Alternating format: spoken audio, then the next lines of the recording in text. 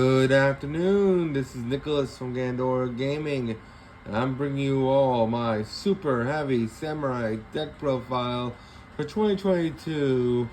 And yes, so you're probably wondering, why am I doing super heavy samurais? Well, I feel like they're one of the most unique archetypes in Yu-Gi-Oh! They're an Earth Machine OTK strategy that says, hey, do not play spells and traps or you can't play the game. This is a very interesting deck. They're also, the main gimmick is that they attack in their defense. All their monsters. It's very interesting. They have big ass asses and they beat the shit out of you with them. But I always loved this archetype. I wish this deck had way more support. But for now, this is where it is in the rogue category. I feel like this is the most unique archetype Konami has made. It did get some new support, which is great. I feel it was a year or two ago when they got the Link 1 and some main deck monsters, which really made this deck fantastic. There is a VFD combo you can make with this deck, but at a time where every deck can make VFD, it wasn't the greatest. And until now, it has always been on the rogue tier. I still think this deck's a rogue tier deck, but I really just want to see you have support, and I just can't wait to show it all to y'all. So let's just get started. First things first, we'll have to go with what I think Super Heavy Samurai. This is the guy I think first. Super Heavy Samurai, Bin K Kai. This guy is fantastic. He's 1,000 attack, 3,500 defense, and he's a house. He basically says, hey, when this card's summoned, you can change his battle position. So that doesn't really come up because you summon him in defense anyway. But yeah, the idea was you could tribute summon him and then go boop. He's a 3,500 now. But nowadays, you don't have to do that, so you can just put someone in defense anyway. You don't activate his effect. He's just a 3,500 beat stick that is level 8 to help you synchro climb. Very powerful monster. Helps you OTK. Is fantastic. A definite 2 in the archetype. Alright, so for our next Super Heavy Samurai monster, we have 2 Super Heavy Samurai Thief. This guy is really cool. He's a level 10. Very interesting monster. His stat line is not to be desired, but he's basically just MST, and he's pretty cool. So basically, he's a free special summon if you control Super Heavy Samurai monster. No, if you control no spell traps in your graveyard, my apologies. Then you're locked into Super Heavy Samurai for the rest of the turn. And then he has the effect where you can basically pop a spell trap your opponent controls and then steal it. It's a very good effect. We do not play the pendulum, so we don't use the pendulum effect in this deck. Yes, this deck used to be a pendulum deck. Weird, huh? And it's just a really cool mechanic. This just pops cards and steals spells and traps. And then this guy is a 3,500 beat stick that attacks in defense position. Really good cards. Next we play is 2 Super Heavy Samurai Big Wanji. I believe that's how you pronounce this guy, Wanji. And I don't know, we play 3 of them. My apologies. And basically what he does is if you have no spell and trap cards in your grave, special summon this card from your hand. That's what all the big ones kind of do. Except Benkai, because he was older. And basically, after this card is special summoned, you can't special summon the rest of the turn except Super Heavy Samurais. And this card can be treated as 2 tributes for a tribute summon a machine monster. So this guy's basically says, hey, you can use me to summon out Benkai because I'm a free special summon, but you're locked into the Super Heavies. But we don't even use them for that effect anymore. We honestly just use them for Link fodder, and we also use them for Synchro fodder.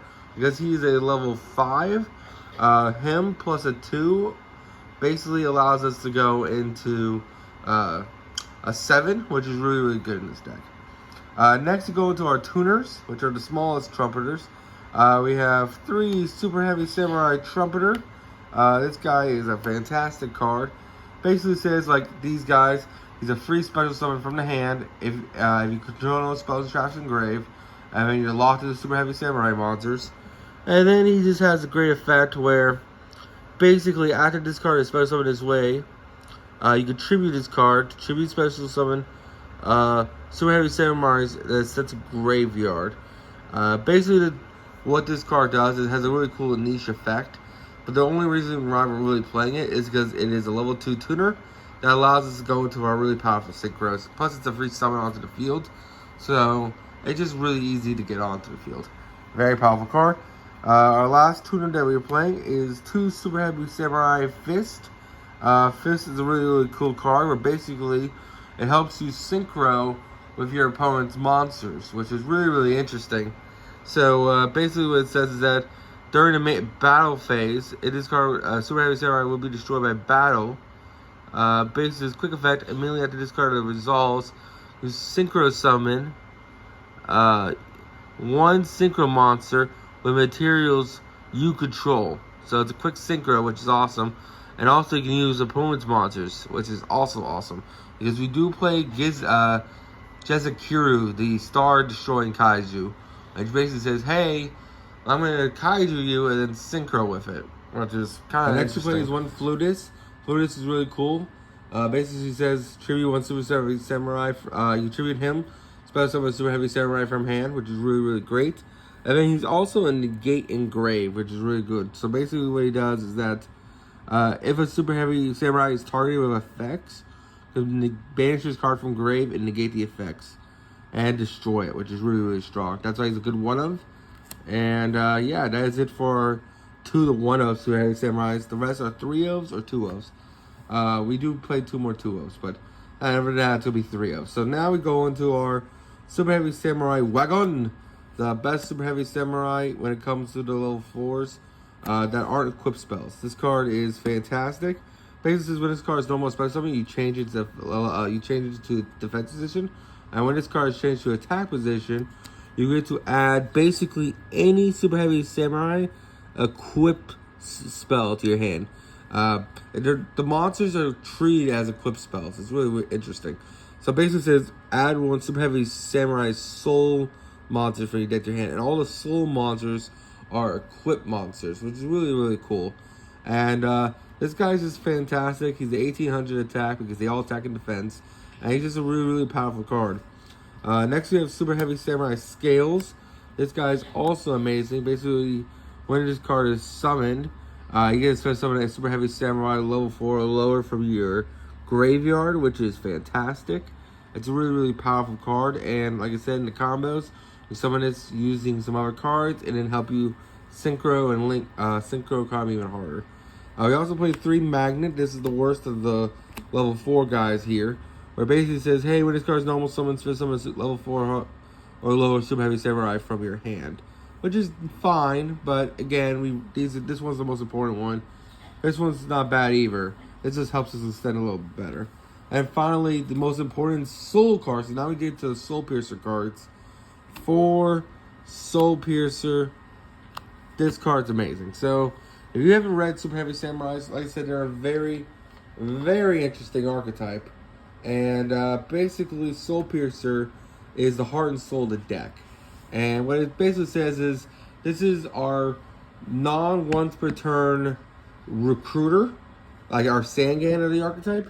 So basically, when this card is set to grave, you have to add any Super Heavy Samurai monster from your deck to your hand, except Soul Piercer, which is fantastic. He's not on once per turn, so there is combos where you can keep looping him in order to keep getting continuous advantage, which is fantastic.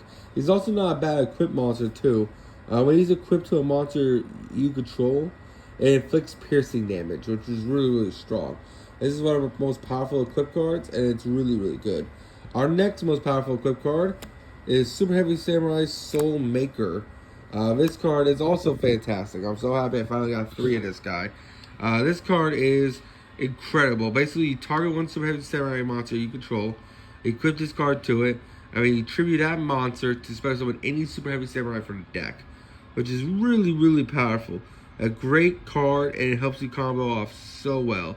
It is a neg 2 if they ash you, but it's still a very, very powerful card, and very, very strong.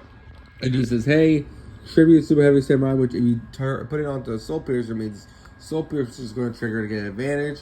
And these two just work fantastically together. For our final Super Heavy Samurais, we play 2 Super Heavy Samurai Soul Gauntlet, which is a fantastic card, and can't say words today. 2 Super Heavy Samurai Soul Horns. So Soul Horns basically says when you equip it to a monster, it gets attacked twice, and Super Heavy Samurai Soul Buster Gauntlet basically says, hey, I'm honest, but instead of like gaining an attack of your opponent's monster, you're doubling the defense of your monster, which is great because our monsters have 3,500 defense or more. So this guy's basically saying, hey, you're doubling it. So now it's like 76. Now it's like 8,000 attack. And you have him on field, these two. It's an 8,000 attack monster attacking twice, doing piercing damage. It's a very, very powerful combo. That is it for the Super Heavy Samurai monsters. Now we go on to the other monsters, because this is the most monster heavy deck you'll ever find. Next, we play the Kaiju package, because we're playing 2 Jezukiru for the Super Heavy Samurai Fist plays. We're also playing 2 Kamungus, the Sticky String Kaiju, and 2 Gamma Seal. 1 Gamma Seal and 1 basically a Mystery Dust Kaiju. I took out a Gamma Seal back when Flunder was a meta, and put in the Dust guy in order to stop my opponent from basically stopping me from playing Yu-Gi-Oh! Because if they summon out the Wind Barrier statue, I just lose the duel. And finally, the only spell we play is 3 Kaiju Slumber. The only reason why we're able to play this card is because it can banish itself from grave, allowing us to keep playing. Because a lot of these guys have restrictions saying you can't really use their effects if you could have spells and traps in your grave. So Kaiju Slumber is the only one we can actually play.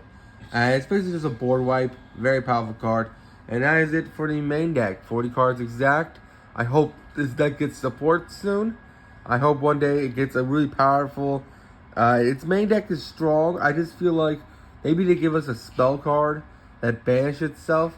So you're still doing the mechanic of the Super Heavy Samurai. But their spells banish or just traps banish themselves. So you can play spells and traps, and you banish them during the turn you're sent there. That'd be fantastic. That'd fix his archetype immensely. But until then, we'll just go on to the extra now deck. It's time to go over the extra deck, which I think is what makes Super Heavy Samurai shine the highest. Their extra deck monsters are really, really powerful and really, really strong. So first things first, we'll talk about their boss monsters. Super Heavy Samurai Stream Train King. He's a definite 2 over the archetype. Basically what he does is that... let me show you the artwork real quick. Basically, he attacks in defense position, so he's 4,800, which is crazy. He is the hardest to make because it requires 2 non-Super Heavy Samurai non-tuners and a tuner. So you can't just use Thief to make him, sadly. And then basically he has 2 effects. 1, banish all spells and traps in your opponent's graveyard, which is fantastic. And the second effect is, basically, he can send up to 2 cards from your hand to grave to pop 2 cards on the field, which is really, really powerful effect. The fact he just says, hey, once per turn, banish all spells and traps in your opponent's graveyard is ridiculous. And then he burns you for the damage. So you're playing a very, you can say Sky Striker. You activate this guy's effect. You're banishing all their spells and traps, and they're taking burn damage, which is fantastic. Next, the real Super Heavy Samurai main decks, the extra deck super monster is Super Heavy Samurai Warlord Susanoo. This guy is awesome. Not only does he attack and defense position, which is 3,800, which is fantastic, but then he has the effect when your opponent activates a spell and trap, you can negate and then steal it. And it's a very, very powerful effect. And yeah, you can steal Raigeki, you can steal Lightning Storm, even though Lightning Storm does nothing to this deck because you're always in defense position. It's a really, really cool card. I hope we get more support like this guy. Next, you play 1 Super Heavy Samurai Mushia. This guy's kind of a filler. He helps you synchro climb higher, honestly. But basically, this is one of the new support cards he got. When this card is synchro summon, you can target 1 machine monster in your graveyard, add it to your hand. And if you have no spell and traps in your graveyard, you can't normal summon or special summon monsters the rest of the turn. And of course, when it attacks, it does that. It just helps you extend to your bigger ones, which, speaking of bigger ones, Super Heavy Samurai Beast Karua is fantastic. It basically says, hey, if you have no spell and traps in your graveyard, this card gains 900 defense, making him a really big boy. And he's the harder one to make because we don't really make 9s easy, but he's still a really powerful monster to go into. We also play we just play 1 Super Heavy Samurai Surura. Is our level 8. This card can attack in defense position directly, but its attack is halved, sadly. So that's his whole gimmick. But it's a really, really cool effect.